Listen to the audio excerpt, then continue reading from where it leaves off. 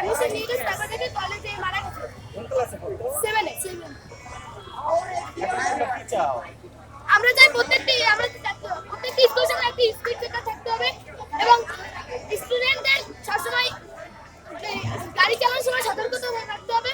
কোনো সময় মোবাইল চালিয়ে বা কোনো নিরাপত্তার সময় গাড়ি চালানো যাবে।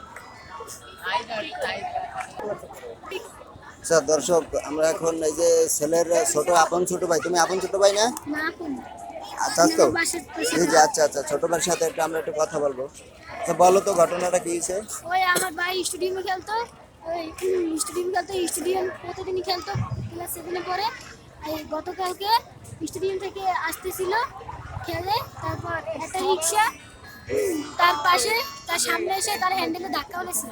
সে পড়ে গেছে, সে পড়ে যাইয়া কলজায় আঘাত পাইছে। আঘাত পাইয়া আবার একটু দাঁড়াইয়া সেনাবাহিনীতে এমন করে দাঁড়াইতে বলছে, তাও সেনাবাহিনী দাঁড়ায় না, মাইরে দিয়ে গেছে। সেনাবাহিনীর গাড়ি মারি দিয়ে চলে গেছে? না চল্লিশ না। তারপরে নাকি শুনলাম সেনাবাহিনীর গাড়িতে মানে নিয়ে হাসপাতাল ভর্তি করাইছে সেনাবাহিনীরা। আচ্ছা আচ্ছা, এখন তোমাদের দাবিগুলো কি?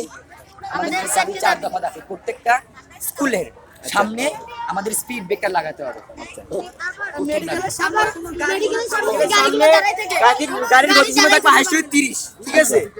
প্রত্যেকটা স্কুলের সামনে একটা বা দুটি করে স্পিড ব্রেকার দিতে হবে।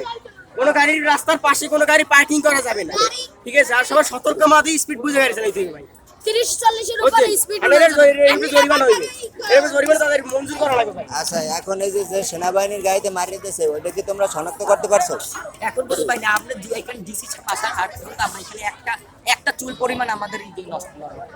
আচ্ছা, মানে গাড়ি শনাক্ত করতে পারো না কোন গাড়িতে মারিয়ে দিয়েছে? দেখেন যারা মারছে তারা কিছুক্ষণ আগে আমাদের এখানে কথা বলছে।